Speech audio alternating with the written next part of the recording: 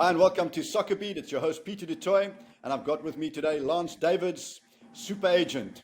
And let me tell you, Lance was also a super player. Those who don't know, he played 1860 Munich in Germany, he played in Sweden, he's played in Belgium, he played at Supersport, he played at Ajax.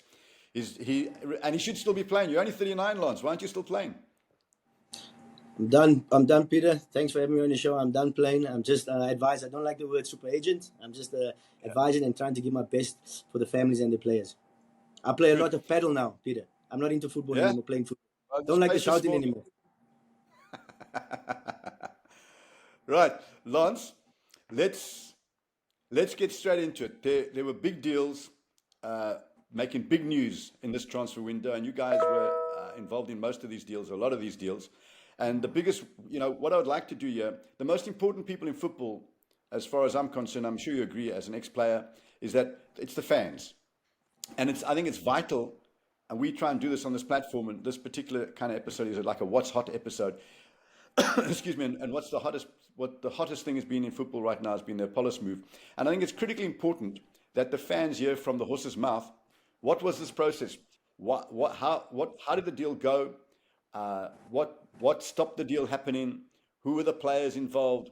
What are the emotions involved? So if I just take it a back step, obviously Oswin Appollis, a Bafana player doing well at Polokwane, which with no disrespect to Polokwane is a smaller club.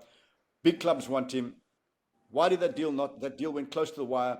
Sundowns were there, Chiefs were there. Why did that deal not happen? What was the process? Let the fans know. Let's be transparent with the fans.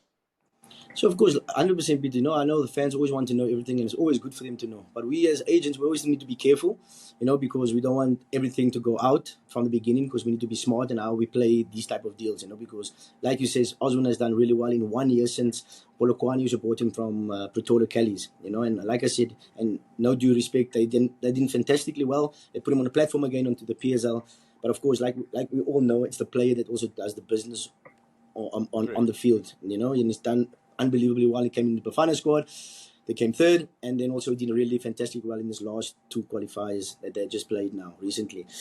So in the beginning, just a point there, I would say that Appollis has done better for Polokwane than they thought he would do. 100%. I think to be honest, if you ask me, I was also surprised, as I've known Oswin for a long time. I played for Ajax when Oswin was a junior at Ajax. And what he's done coming from Pretoria Callies, which they played in the NFD. I watched one match there, Peter, last season. There was like 600 people. And then you're moving down to Polokwane, also in the Popo, great football city there, that things. And what he's done there also, it was unbelievable. But that again, and that's why we need to put a pat on Oswin's back, also to say, put his head down, and he wanted really to achieve what these players achieve. They try to do the best to reach out to the top 3, top 4 clubs in the country. So that's also important, So Peter, just going. So like you said, we want to be transparent and want to give the full be transparent about the deal with Oswin. So of course, I knew this deal or our company knew was going to go to the wire because of the demand of Oswin. There was two clubs that was from North Africa, as in Esperance and MC Algiers, that was interested in Appollis. The club owner wanted that to happen first. He said if there's a deal going to be happening in the beginning, he wants outside South Africa, and. Of course, my colleague Glenn, he was mostly part of the because I was in Belgium, and Esperance flew out. They had a representative from Esperance coming out to South Africa to meet with Glenn, and of course, the club owner. The deal was everything went smooth. We got what the club wanted, the amount, agreed everything, and after the deal, the owner just went offline. We agreed up front, everything was just the documents to be signed, and the deal just went offline. Polokwane went offline. The Polokwane just went offline. Just trying to get hold of him, we couldn't get hold of him. Of course, I'm not saying it was also not always also of Polokwane, but it was back and forth until we got to the agreement, because the North Africans, their working times are different to normal working times. But that's football, Peter. Our football people work also. So we were just waiting, and then of course, Esperance found a new replacement. Was not the South Africa, the guy that went from Sekhukhune. They found another replacement, so the deal went off. But they still wanted Oswin, but they had to get another player off the books, a foreigner, which was taking time. while that was going on, MCL just came in on board. Also, would have paid also the same amount that Esperance wanted to pay, and we just couldn't get hold of Polokwane at all. You know, the window closed in Tunisia. MCL just was still pushing. They had to get also their sponsors, because you know in Algeria there is the government also got really on board. You know, got new sponsors for the clubs in Algeria, because they wanted to pump the football also up there. So everyone came on board, and yeah, we just couldn't get hold of the chairman. While that was happening, you know, time was ticking. Like I just told you, the Tunisia window closed. We still had 2 more weeks left for the Algerian window to close. In that interim, Chiefs was also in the mix always from the beginning. As I said in my interview early on, in the mix they were trying to push. Junior was trying to get a hold of the chairman. Bob Stake tried to get hold of the chairman. They even tried every angle to get hold of him. We just couldn't get hold of the chairman at all. The 72 hours came, and I thought really, I even flew from Belgium to South Africa. I thought we could make this happen. Sundowns spoke to Polokwane. Someone at Sundowns finally got in touch with the chairman of Polokwane. I'm sure they could have come to agreement, and they would get the one-off payment, and then just boom, 48 hours, and we just can't get hold of the chairman again. So just a quick question. So the bottom line is the overseas clubs, Algeria and Tunisia, deals were kind of agreed, but then Polokwane's owner kind of backed away. Well, I don't know, and I don't know. You know, I would really didn't understand. I don't understand why. You know, you agreed to it. We agreed, and we thought it was going to happen, and it just went offline. You know. But either way, Lance, the bottom line is he kind of backed away from the deal. And so maybe he felt the deal wasn't good enough or big enough. Maybe it was a tactic, who knows? But he backed away from the deal. Then Chiefs obviously were in there, trying to get, obviously dealing with you with regards to getting the player, I presume. Yes, correct. Okay. But could they not get hold of the owner of Polokwane either? I mean, surely Kaizer were trying to pick up the phone and get hold of anybody. No, he couldn't get hold of the chairman at all. At one stage, they got, I think Bob Stake got hold of him, and like I said, I just don't think Chiefs had the capacity to pay the one-off payment, you know. And that's what I said when I tried to say, Peter, I think you know this also as I know.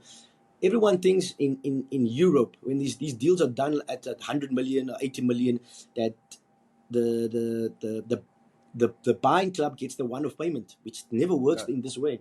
It comes always in installments. It comes with bonuses. It comes with add-ons and etc. Then there's never. They come to agreement with a guarantee payment. From the 80, they'll get 20, you know, or 30 or whatever it is, and then after that they'll get add-ons if a team win the Champions League or they end up in third or fourth, etc., etc.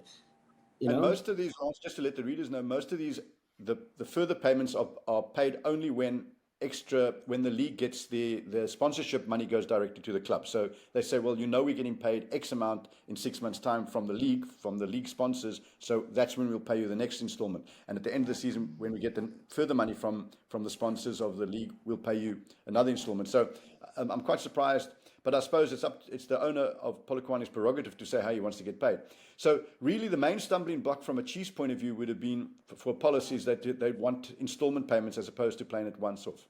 Correct. Which I don't mind. It's not a good thing, because you must also remember when the players come from, I don't like to say the small clubs, but from a different dynamics of the club, you know, these players must also get adapt to a different environment. Are they going to perform straight away like they've been doing in their last club? You know, because there's a lot of pressure from all angles. And you know, when you're playing for these top 3-4 clubs in South Africa, it's a different dynamics. It's either you're going to take long to come in, or you're going to shoot the lights out straight away. You know, right. So yes, I understand, and that's why also, Peter, as for the fans and things, you know, I always say we agents or advisors, we can try our best. We can do a lot of things from the outside, but at the end of the day, if the buying and selling club doesn't come to agreement, it's difficult, you know. And especially in this case, you can do whatever you want to, and if someone just go offline, it goes offline. You know, it's difficult, you know.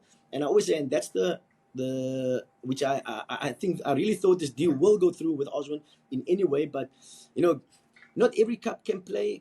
And I'm sorry to say, I think, if I'm not mistaken, even I think Pirates will still do those type of these type of deals where they pay with a once-off payment, but they are really, I would say, really conservative, not like Sundowns. They Yeah. will go with a once-off So payment. that's my next question. So there's an interesting thing I'm going to mention here. So then I'll tell you what I think could have actually hampered this deal as well, but this is just a guesswork from somebody who's been around for a long time. So then Sundowns came in. Obviously, Sundowns could pay it one off, but they didn't get that deal across the line either. So 100%. So they spoken to Johnny. We thought it's going to happen. I think Johnny mentioned the price to them, and I think they would have come in between. I think there would have been agreement to the amount that he wanted, right? But then we thought it's going to happen, and then he just went, and then Sundowns couldn't get hold of him anymore again. So, Lawrence, I'm going to tell you what I think may have happened here. By the way, this is just pure guesswork and looking at logic. I think at the last minute, just remember a couple of days before the transfer window closed, Sundown started speaking to Stellenbosch about Jaden Adams, and they were talking 30, 40 million. And if I was the owner of Polokwane, I'd be go, wait a minute, Jaden Adams hasn't kicked the ball for Bafana to the level of Apollos. Apollos is done it at an international stage. If he's worth 30, 40 million, they're similar kind of players. They're attacking midfielders. One's wider, one's more central, but they're attacking players. If this guy is worth 30, 40 million, then my 12, 15 million is way too low. People should be talking 25, 30 million for Apollos. That's just my thinking. I would think that it's like if your house is for sale for 5 million and your neighbor sells his house for 30 and you think, well, hang on, mine's a better house. I'm up in the price. I don't know. Do you think that played a role or not really? I don't think they played a role because when we spoke to Sundowns, they wanted to go for Oswin. So like again I said, you and I myself, I can't speak on that. We don't represent Jaden, so I don't know. And that's why I'm saying, Peter, it's difficult. The valuation is just crazy in South Africa. If you're comparing players or you're comparing, like let's say, apples, it's you just don't know what you're gonna get. So if you ask me, Jaden for 40 million, how, where, how do you get to that valuation? I don't know. Dave, but we won't talk about what Sundowns played for Salles and stuff like that. Let's move in. So last question. I mean, you obviously don't know the answer, but Chiefs and Sundowns still want Apollos. They could look at him in the January transfer window. I mean, you'll obviously try and reignite this deal in the transfer window, January transfer window. These type of windows in January, Peter, to be honest, again, just from my experiences, these are January windows are panic buys, in my opinion. They always see what happened now till January. What do we need desperately? What we don't need? Maybe someone get injured. We don't know. Did someone get injured? Where was going to take us? So I don't know if the targets or will be the same like it's been in the big window. If you understand what I'm trying to say. And then also, of course, if Oswin do what he's going to do like he's been doing now, he will be always the club that will be interested in him. Sundowns will be interested in Sundowns as they can again register maybe more new players for the Champions League, etc. And then also they have the Club World Cup. So for sure, Sundowns is always when a window go open or the transfer window goes open, they're always ready for business. And why not? I think Chiefs, the coach, especially the coach, because if you look at it, he's also getting his reports from Tunisia. He's a Tunisian, so he knows what the Apollos can do as a player for him. He can be an asset for him. So he's getting also his reports. So they're not like he doesn't know Oswin. I think before also he came to South Africa, he knew already about that the Tunisian clubs, that the Tunisian club was interested in a South African player. So that's why he thought, listen, if they can get it, I'm going to come to one of the biggest clubs in South Africa. This player can come to me, and then of course he followed the player. So I think, of course, and I'm sure the Tunisian coach, he thinks he's also like a European. So he's going to go and try to get the best players that he can. And if it's South Africa, it's even easier because he's not. I think it's difficult for the European coaches come to South Africa because you only have 5 European slots or 5 nuns available. Yeah. Let's talk about Asanele Velebayi. That deal, similar kind of players, both wide men.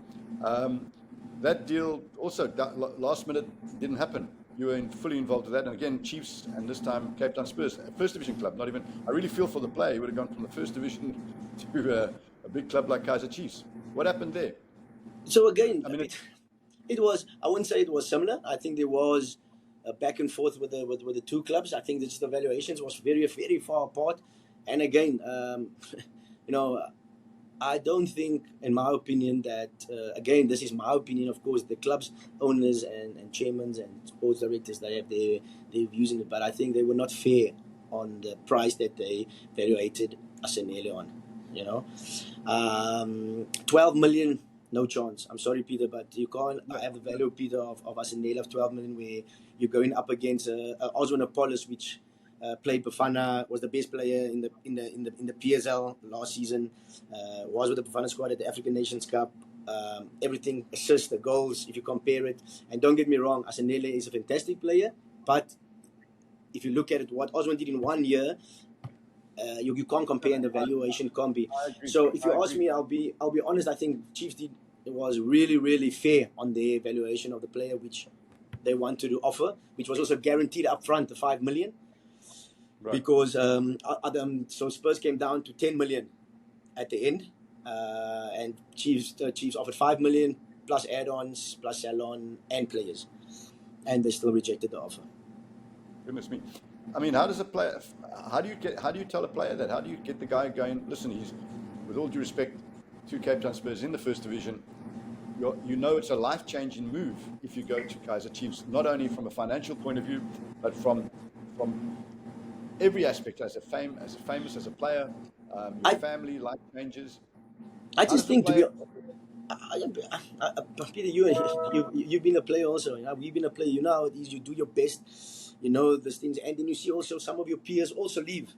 Yeah. Your peers leave, and don't get me wrong. I think Stellenbosch done fantastic business in the transfer window, so they could go for the deals that what Cape Town Spurs was offering. I don't think Stellenbosch should do their deals if they didn't do good business like they did in the transfer window to buy this place, because I can guarantee you, Peter, that players were never less than 5 million that went to Stellenbosch. It's so if they didn't do that type of business, there's no chance that Stellenbosch could buy those players, because the buying clubs. You and I know what are the buying clubs in South Africa. Everyone waits for the yellow to come in the beginning. Yeah. If no one comes, and then there's on the sides. So then of course you have the Pirates and the Chiefs and the Sundowns going. But the rest, So if everyone looks at just the history of everything, what Stellenbosch done, and again I'm happy, because then you have still another buying club that's going for players, but they've done fantastically. Why? Because the big ones came to buy some of their players. If you look at that, Ikaram Reyners and the Dino van der Rooyen left, so that's good money they made. Good. So I feel for Velebayi, because it would have been an incredible move for him, and I'm not getting involved in the price thing, but I tell you, my personal belief, Chiefs offer of 5 million is very fair price. The club has the right, obviously, to reject it or not. If I was a club, I would have accepted, especially with salons, but that's a different story. You did, and they had fantastic add-ons, Peter. Don't get me wrong, and now and like I said, everyone looks, and don't get me wrong, they do really well, but I think they just get emotionally attached to everything, and don't get me wrong, in 6 months, are they going to go above the 10 again? I don't think you will not still sell a player for 10 or 12 million. The player can break his leg. The player can hit. Bird can have poor form. A bird in the hand is worth two in the bush. But anyway, tell me the Dino van Rooyen deal. You did that from Stellenbosch to Pirates.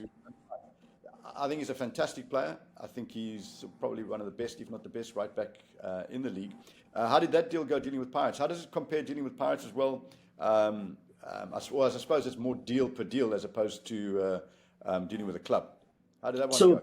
So that was really fantastic. Like I say, Pirates is a guy, and dealing with Mpumi was really great. He gave his price, and that was his price. We went to of course, the boy was. You must remember also, Peter, if you're dealing with something, it's very emotional with players. Everyone thinks it's not a building. We have human here. So, and if a boy wants it, and he's been also the captain there, and he wanted this. It was a boy dream for him. He loved Pirates. It was his dream, and again, Pirates gave a fair deal, fantastic deal, and and Stellenbosch accepted it. And of course, Stellenbosch was not like they said, okay, just go. Okay, there was, yes, we'll wait. No, we don't want to sell, but at the end of the day, we got the deal over the line, and I must say, Pirates were generous. To be honest, they were really generous. But and that's what they get. And if you can see how they're doing the deals, very smart, and you can see how it's now benefiting them on the field. Yeah. Then I've got to ask you, this wasn't a deal, but this is the player that number one, Alakli wanted him. You were negotiating with luckily, and his club. Then you got a great new contract. He signed a new contract at Sundowns, but suddenly he's completely out the picture. Tebeka Mokoena, Bafana star for Sundowns, and now not even making the squad. There's no ways he's been rested for this long period. Anybody who thinks that is dreaming. This is not a rotation thing, in my opinion, because he would have been on the bench at least, like Tambazwani. He's certainly not injured because we speak to people at Sundowns. What's going on? And I know obviously you've got to be careful how you speak here, but let the fans know what is actually, they obviously love the player and they love Sundowns. What can you tell the Sundowns fans? We're not asking for anything sensational. What's going on though? Where's the transparency at? Funny enough, Mangoba speaks about transparency, so let's hear it. No, I just think, Peter, I think it's a little bit of bromance, if you ask me, a little bit, he's in marriage, I think if you look at it, of course, a coach left that was really close to many players or all of the players, and I just think that it just need to be patched up professionally done in there. If you ask me if Tebogo doesn't want to play for Sundowns or he's not, no, I don't think so. I just think it must be done patched up professionally. Tebogo's a fantastic professional, and I think he's very valuable for team and country. So I just think there might need to be a little bit of patch up. I think there must be a little bit more. I would say, if you ask me, I won't lie. As an ex-player, I think I had this also in my football days where a coach leaves and you've been really. I'll be honest. When Fopa Dahan left, I was also sad when he left. When Mushin left, I was also sad. You're getting someone. It's not the same dynamics. Training sessions are different. It's not the same. But that's normal. That's normal in the football world, and so now a lot of things has changed, and I just think there may be a lot of patch up. And don't get me wrong, I don't think people must get the same treatment, but in football, don't get me wrong, I say this many times, and I always say this: when you need to treat super talents differently when it comes to young, you need to treat senior players also differently. That's just the life of it, that's the bottom line. Alex Ferguson didn't treat Eric Cantona as he treated Gary Neville or Philip Neville, and he made his own about it. He also didn't treat Roy Keane like he treated someone else, So I'm not saying they need special treatment, but in our football industry where they always say we have to treat everyone the same, I don't get. For me, I don't agree to that. I don't agree that it's exactly with a young player coming from the youth to the senior. If he's special, he's special. You have to treat him special, but it has to be in the dynamics of the team. So that's the bottom line. And I just think I just think that I've no doubt Mokoena come back. There will be back again. It will be full go, full marriage. He's just been again called up to the national team. So I don't think so. I just think that they just have to get that makeup. They have to make up. And Steve Compella is very good at these type of things. So I'll take that. He has the experience to do what he always does. He has this off-field management and on the management, and he knows how to treat these type of players. He's been an ex-player, especially with a coach also. So he's been there, and he knows when you're a big player, or you're not a big player, but when you're a senior player and you've been an influence, you know how to bring this back into the squad again. If you Sundowns is winning. It's also important for the other players when a senior player and a coach are at loggerheads. It's important that the player and the coach understand the effect that it does have on the rest of the squad. Even if you don't see it on the field, players don't like to see a captain or a senior player and the coach at loggerheads. So both the player and the coach need to sort that out. The other point, Lance, you played, I played. I've played under many coaches who didn't like me at all, and I didn't particularly like them. But as long as I was doing the job, that's what counted. And we didn't speak sometimes for 2-3 weeks.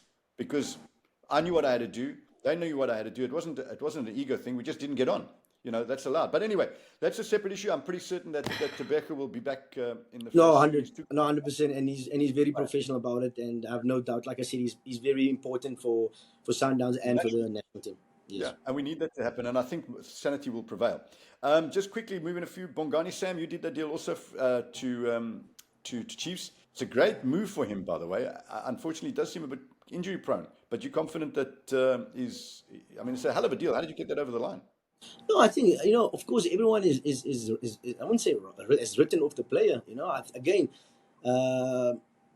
if you look at the past, of course, there was a lot of loans that he went to. There was a lot of things he was. If you look at the play that he was at Celtic, I always say you're only as, as again as a past. But if they get him to back where he should be, I think Bongani will be a reversion at Kaizer Chiefs.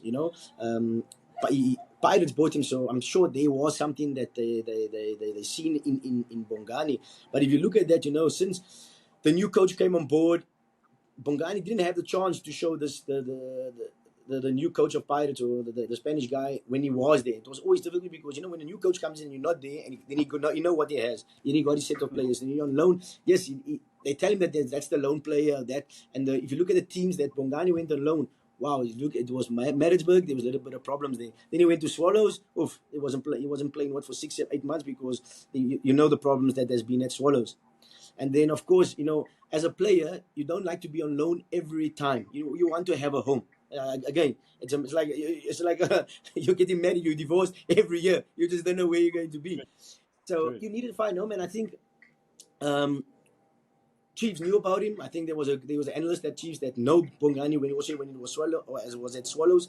So that helped a lot. Also the process. And I've no doubt if they get Bongani to where he should be, I've no doubt Bongani will be valuable for Kaizer Chiefs. So if you ask me again, Peter, of course, we at the background, we're trying to do our best we can. But at the end of the day, the player, the player's there, he does the business, it makes it easier for us, And of course, it's a relationship, what we have with the club. And when you play, Peter, or when I play, there was not so much data that they are as clubs are going now. So they're still trying to get that. So it's that, and that's why I tell the players: if you're not consistent, these clubs go on data. And if your data is not good or is not going to the statistics that they would like it's very difficult for them to go to take the punt. Correct, 100%. We're going to take a quick break, and I'll be back with you, Lance. And I'm going to ask Lance an important question: what's his advice to Oswin Appollis and Velebayi right now? We'll see you in a minute.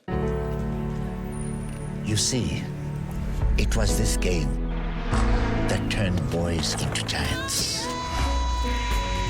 Even today's aces inherited the name from those who came before. Usabutha lo mulilo, buzalwa abaziyo, bazokutshela. Lisegazini, forever. Betway is giving customers a chance to win big with their 4 to score free weekly prediction.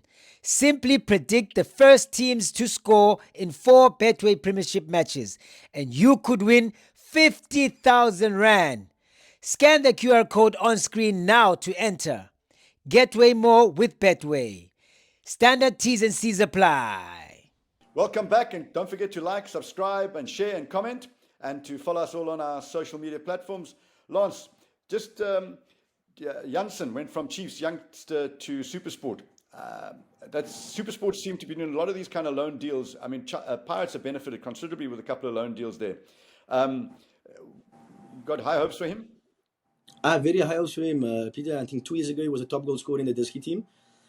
He's done fantastically well, actually, in the first in preseason when Kaizer Chiefs went to Turkey. On the last day, I think that the technical team of Chiefs had a meeting with the management of Chiefs, and they were just thinking that they don't think that he will get as much minutes as they thought they would with the situation now, which is, we can say yes, it's bad or not bad, and we were lucky that SuperSport was looking for this type of player on the right side. I had a good chat with the coach, Kevin Hunt, and he was interested, and we made it happen because I think it will benefit both teams. Of course, loan deals benefits more the parent club, as in Chiefs, because you will get and you will see more often playing also at the highest level, so you also get better. And why not SuperSport with Kevin Hunt, all his experience, he'll definitely make the play better. I think it's a great deal all round. And then lastly, before I ask you about your advice to your 2 star players, Keegan Johannes, that deal you also did. Yes, we did that. I think Sundowns they were admirers of Keegan, not only in like as in 6 months ago, was a year and a half already. So this deal was going to happen anyway, sooner or later. Of course, he had the injury, and I think he will settle in really nicely. He came on the few minutes in the CAF game. after his injury. So I've no doubt he will integrate fantastically into the new setup. And then, as I said, finally, I mean, as an agent and as an ex-player, your advice to Appollis and Velebayi, who had deals that they basically were, they must have been thinking, oh wow, this is going to be a dream move for me. What do you tell them? How do you motivate them? Not that it's your job to motivate them as a coach, but how do you get their mind right that they don't go downhill and just say, you know what, because I can understand Sorry. a lot of players have gone, I've missed out on this move, and just psychologically, they just cannot build themselves up again. What do you say to, I mean, you've been in that situation, I'm sure. What have you said to Appollis? What have you said to Velebayi? What's been your advice to them as their agent and their confidant? No, Peter, to be honest, as you said, it's not not as a team, because I say we it's not a one-man show or in an agency. We are a lot. So, many players are very close with some of my other colleagues, etc. But it's actually our job. It's damage control. It's damage control for us. Because we need to get them back again, concentrating and be professional. You and I know they are contracted to the clubs, and of course it was a bigger damper for both. I would say, it was fantastic moves. They've done a lot to get where they are. And then they thought the moves going to make, like I said, they saw in their peers move to bigger clubs, etc. And that would be life-changing for all of them, for both of them, for them and their families. So of course, I met with Oswin actually before his Pirates match, and I spoke to him. And I told him, listen, Oswin, at the end of the day, you and I, we can say this one that and that's one that. But at the end of the day, you need to go the next day. You have to now shake it off, push hard. You have your club to now to go do what you've been doing all the time, and then also you have your national team that's coming up now, and then let's see what's happening in the next window. But of course they have to go do their best. Peter, be professional. Because like I said, Peter, you and I know. Whenever there's something that don't happen, it's the agent. I could have told him, I said, don't go train, don't do this, don't do that, stay away, go a-hole. In today's football, you cannot do that anymore, Peter. Because why? If they come back, a deal doesn't happen like now. The club will victimize them 100%. Yeah. And then who's the fault? Then they will say, oh, but you listen to your agency. You listen to that, and then. So I just told them they need to be professional, do other things.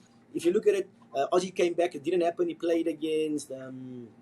Not the Pirates game, the game before, he was fantastic. I mean, they won, Velebayi on the weekend now, or Monday, they gave him the captain armband. Like I said, I hope there's not 2 million on top, or 1 million on top of his head more now, because then they will say they can't sell the captainship. And he scored a goal, So if you look at me, if you ask me, after what happened, the setback, I think they did really well. They took it well. Of course, it will still be in their head. That is normal, Peter. They're human. They're young boys. Like I said, it could be the life changing. They could have put their mothers up into new houses. They could have looked after them a little bit more. So yes, I always say, players also want to go forward. They also want to, they want to spoil themselves in a way, which I tell the players also, of course, don't go big, but be smart. Look after your parents, which they thought, wow, this is going to be the breakthrough now. I've done well. I want to do it. It's a deal for everyone that's going to be happy. The club, the player, and families. So of course, it's for us as an agency, Peter. It's a damper, but we have to move on and keep going. You can't tell me that they will get bad overnight. No. But tomorrow's another day. For me and you. Tomorrow's another day. For me and you, yes, it's no problem. But I know how it is as a footballer. Come back, and it was also for Asanele is also because he's been there, and he asked the coach also to give his blessing, which I think the coach. He was also in a difficult situation, and he said also, which he said he went in, and the valuation was not what they wanted. So, but listen, the coach, I think Middendorp, sorry. The coach is always going to want to keep his best players.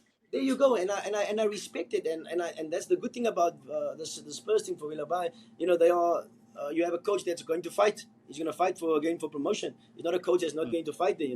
So that's a good positive again. But again, that's how we are speaking from the sides, Peter. When we're in the game, it's difficult. That when it didn't happen.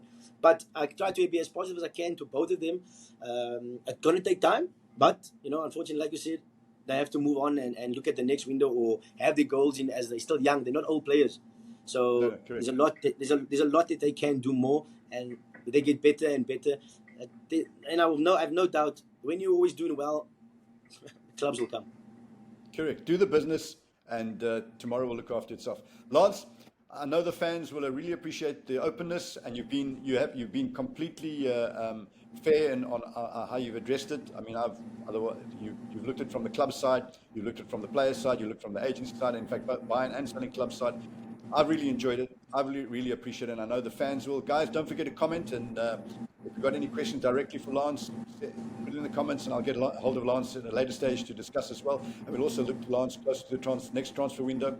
But Lance, I really appreciate it. Always love talking to you, and what I love best of all is your honesty and your openness, and it's great for the game. We should have more of this. Peter, also, Peter, sorry man, before you say goodbye, I also want to bring one thing, like I said in my last interviews, I think we must also, as advisors or agents or intermediaries, we must also start to give credit a little bit to us. We do a lot for the game.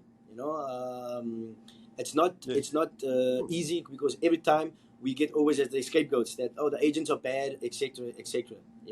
But we also part of that recruitment for clubs. We also, if you look at the last day with Don Jansen, Chiefs didn't have a situation to move a player. Yes, it's our job to move our players, but we also part of that.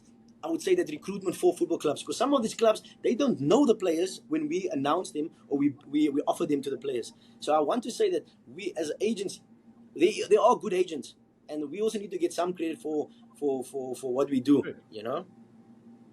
Lance, you're 100% right. There are good agents and bad agents. There are bad club owners and good club owners. There are good players I'm talking not from a performance point of view, but from a professionalism point of view, and there are bad players from a professional point of view. We're all, and the same applies to media. There's good media and there's bad media. But the reality is we're all part of a big ecosystem, and we all got something in common. We all absolutely love football, and that's what really counts. And we're allowed to have differences within this. But in your game, when you bring a player, I'm sure they love you. When you take a player away, I'm sure they don't like you, but that's excuse me. Also, that's the reality of it. And we got to understand.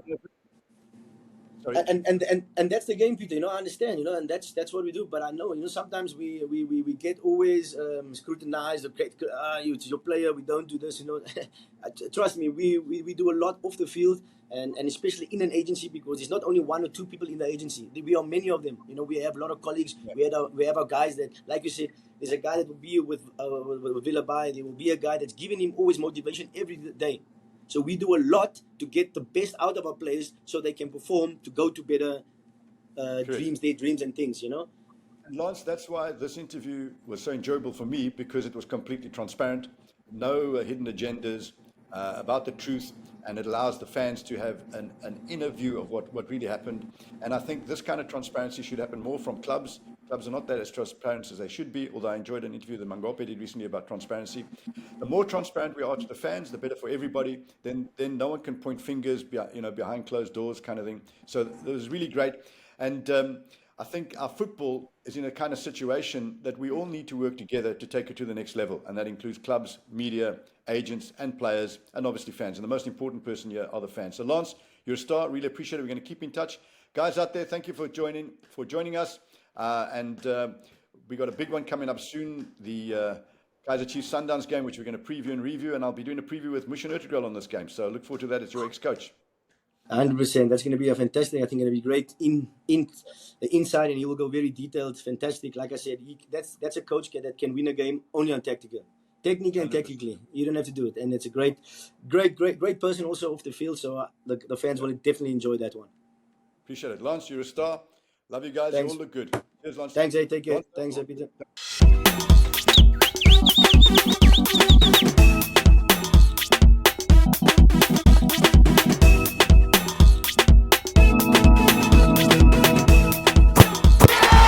SoccerBeat, ouça!